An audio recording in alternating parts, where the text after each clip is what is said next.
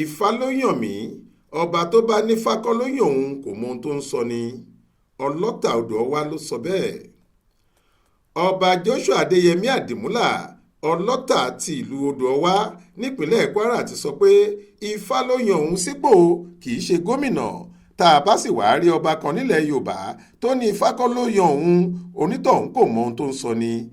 Kábíyèsí sọ̀rọ̀ yìí lọ́jọ́ ìṣẹ́gun túsídẹ̀ẹ́ ọjọ́ 4 oṣù keje yìí nílùú Odo-Ọwa nínú ìfọ̀rọ̀wánilẹ́nuwò kan tó ṣe pẹ̀lú Aláròyé lásìkò tí wọ́n ṣayẹyẹ ọdún ìjẹṣu tọdún 2023 yìí.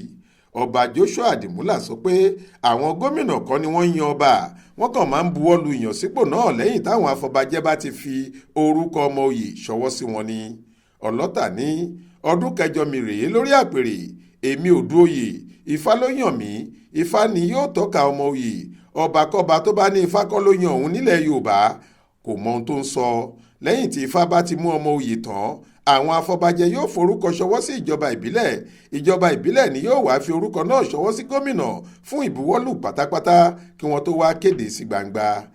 Irọ́ tó jìnnà sóòótọ́ ni ọba Olúwo tìlú Ìwó ọba Abdulrasheed sọ pé ẹni tí gómìnà bá mú ni Ọlọ́run ti yàn láti jẹ ọba, pé kò sí ọba kankan nílẹ̀ Yorùbá tí yóò sọ pé Ifá mọ́ òun. Olúwo ń fi àwọn ọ̀rọ̀ yẹn yẹpẹrẹ àṣà ni.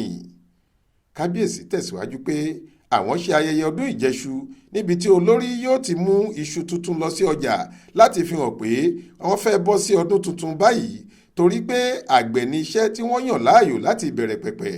Tí ọdún bá ti kù ọ̀sẹ̀ méjì ní kábíyèsí kò ti ní lè jáde kúrò nílùú, tí wọ́n á máa ṣe onírúurú ètùtù tí ọba yóò sì máa lọ gbé idà fún àwọn tó ń bọ Ògún, torí pé lásìkò ọdún yìí ni wọ́n máa ń bọ Ògún tí wọ́n á sì wúre fún gbogbo ìlú kí ìlú lè tùbà kó sì tùṣẹ́. Ibrahim Alágúnmu ló ṣàkójọ ìròyìn yìí fún iléeṣẹ́ tẹlifíṣàn Aláròyé online. Faith Adébọ́lá ló kà á sétí ìgbọ́ yín.